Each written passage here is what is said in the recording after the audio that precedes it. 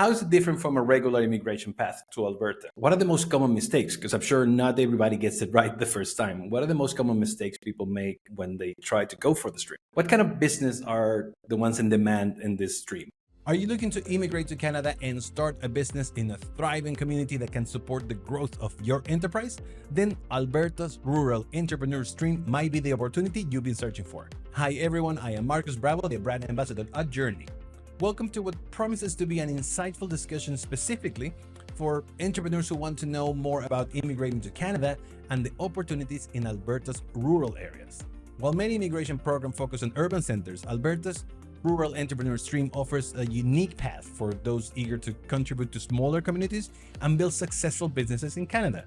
And this will be our focus today. To help me introduce this topic to you, I invited Nguyen, an expert in Canadian immigration, to join me. Amy has extensive experience guiding entrepreneurs through the immigration process and understanding the specific opportunities available in Alberta. Are you ready to get started?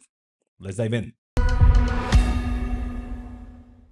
Hello, Amy, one more time. Yeah, it's a great pleasure to have you here, especially talking about Alberta. It's one of my favorite places in Canada because it has the Wild West feeling with the Canadian flair. So it's a really cool mix. And based on that sort of description, right, I want to ask you about this rural entrepreneur stream because it's not a usual thing. And I would like to know, actually, I would like to ask you to tell us more about this the rural entrepreneur stream, I always said it wrong, and how is it different from a regular immigration path to Alberta? Okay, so the Rural Entrepreneur Stream is for entrepreneurs who want to start a business or buying an existing business in a rural Alberta community. Alberta will nominate these business applicants, paving the way to permanent residence in Canada. This stream is different from other current streams of the Alberta Advantage Immigration Program, AAIP, which are for workers with a job offer in the province. And why do you think Alberta, not do you think, but why Alberta introduced this rural stream instead of anything else? Well, the AAIP defines rural communities as any community with a population of less than 100,000 based on the most recent census from Statistics Canada. So many rural communities face aging demographics, declining populations, and limitations to traditional industries such as agriculture, oil, and gas. It is my understanding that the Rural Entrepreneur Stream is designed to support the long-term sustainability and growth of Alberta's rural communities by fostering entrepreneurship, attracting investment, and create new opportunities for residents. Entrepreneurs often bring new ideas, services, and products that can enhance the quality of life in rural areas. By fostering entrepreneurship, Alberta aims to support the development of vibrant, sustainable rural communities that can offer residents a higher standard of living. And let's say I'm an applicant for this rural approach, right? What are the benefits for me? Why should I go for this instead of immigration? Well, the biggest benefit for applicants in the definitely is a provincial nomination, which will lead to the permanent residence in Canada. In addition to that, many of my entrepreneur clients find rural communities attractive due to less competition compared to operating a business in big cities. Some of the rural communities I have worked with have seen significant economic growth, which offers a growing market for businesses. These communities also offer various resources that support local businesses, which applicants can benefit from. That, to be honest, it sounds like a dream come true. Just going to move into the countryside and start a business, a real business, either farming or whatever. But let's say I want to do this. What are the main eligibility requirements if I want to apply for this stream? You must have completed a minimum of high school and have either a minimum of 3 years of experience as an active business owner or a minimum of 4 years of experience as a senior manager within the past 10 years. And also, you will need to have at least English CLB4 or French and CLC4 for each skill. The candidates also must have a minimum net worth of $300,000 and invest at least $100,000 into the proposed business in Alberta. This business must create at least one full-time job for Canadian citizens or permanent residents. The better a candidate meets these requirements, the higher the points awarded to the candidate. And moving into a little bit more about the application process for the people listening, like how do they start? Like, can we go through the process from the first time I hear about it till the end? How the process look like? Okay, it's going to be long, but I try to make it short. To start, a candidate needs to determine his business type and the community where he wishes to operate his business. We will contact the community to express the candidate's interests and provide an initial description of his proposed business. If the community sees fit, they will welcome an exploratory visit, which can be in person or through web-based video conferencing, and then they will provide a community support letter to the candidate. With the support letter, the candidate can now submit his expression of interest, EOI, by accessing the AAIP portal. The AAIP will review and score his EOI within 30 days of submission. The highest ranking candidates will be requested to submit a business application. The candidate will have 90 days to submit his business application. And if the AAIP deems that the applicant has demonstrated that he meets all the rural entrepreneur stream criteria, he will be sent a business performance agreement to sign. Once all the parties have signed this agreement, the AAIP will provide candidate with a copy of it and a business application approval letter and a work permit support letter. This work permit support letter will allow the applicant to apply for a 2-year work permit with IRCC. And then once the applicant arrives in Canada, he must actively own and operate his business in the rural Alberta community for at least 12 months to meet the conditions of the business performance agreement. At this point, the applicant can submit his final report for nomination. And once he have received the nomination from Alberta, he can apply for permanent residence. So it's basically a hands-on. You need to be the owner of your business. It's not something you just start and let it go. That you have to be involved at least 12 months, you said, right? Yes, that's why you need to have a daily management with your business there in Alberta. Makes total sense. Now, obviously, there's a lot of documentation needed for this. So what's the main documentation that I need to apply for the stream? Well, apart from regular documents, we know, such as like educational degrees, diplomas, educational credential assessments, and language proficiency test results, work experience documents such as employment letter, employment contract, pay stubs, business registration, accountant's letter, financial statements, etc. An applicant needs to submit also his business plan, a report of net worth verification, and a report of business plan evaluation. These two reports must be executed by qualified service providers identified by the AAIP, such as KPMG, MNP, or Grant Thornton. You also need to provide an exploratory report in the business application. And going back to the financials, because you were saying something about that, well, you need to have 300 and invest 100. So can we talk a little bit more about the financials, and also how do I get to prove my financial status, or what I own, or what I'm bringing? Yeah, this actually is the most difficult part in a business application. So as I mentioned, a candidate must demonstrate a minimum net worth of 300,000 Canadian dollars, and all assets must be the candidate's own personal holdings or those of the spouse or common law partners. Depending on the type of asset, different documents can be used as proof. So, for example, if the asset is real estate property, the documents to provide include but are not limited to the certificate of ownership, purchase agreement, appraisal report, and tax documents. If the asset is money in your bank account, then you will need to show bank statements and the source, such as salary, rental income, or monetary gift, along with relevant documents. If the asset is a business, the expected document can be include business registration, license, ownership structure, and financial statements audited by or prepared by a CPA. That sounds like a lot. That sounds like a lot. I mean, it's not crazy difficult, I'm guessing, but it sounds like a lot of proof that you need to bring in. And based on that, what are the most common mistakes? Because I'm sure not everybody gets it right the first time. What are the most common mistakes people make when they try to go for the stream?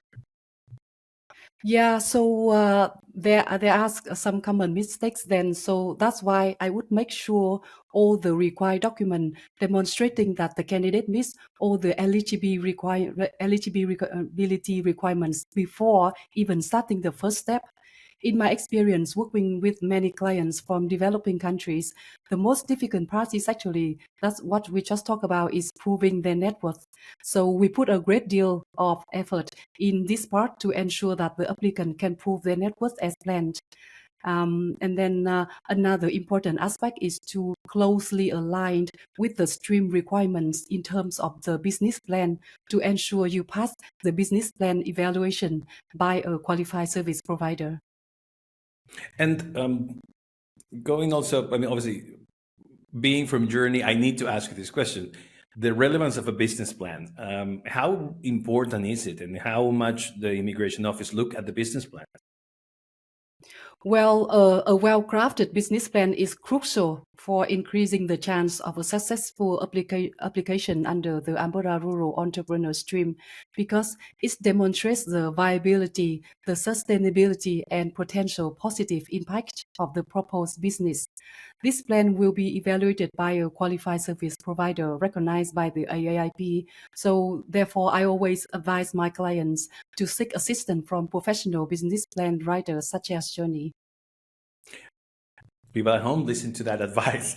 Let's get into more little details now. I want to ask you sort of what kind of business, because with rural entrepreneurship sounds like a very wide um, thing, right? So, what kind of business are the ones in demand in this stream?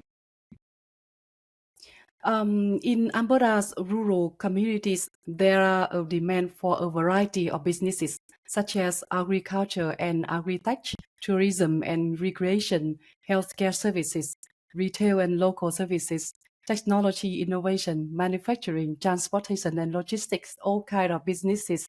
And most of the communities we have been in contact with welcome all eligible businesses under the Alberta Rural Entrepreneur stream. However, a few communities have more specific preferences. For example, while Red Deer County is open to all businesses, I was informed by Lethbridge that they are prioritizing applications that directly align with focus area in their economy, including manufacturing, technology-based companies, and medical services only. So this can change at any time. Therefore, I always reach out to the community on behalf of each client at the beginning of each process. And it's fun that you mentioned the communities, because it's a bit different too. That communities play a big role into this stream, into these applications. So, can you tell me a little bit more about what's the role that they really play? Well, they play a critical role in the process and in the success of a rural business. For a business immigration candidate, the community support letter is a must in order to start the business application process.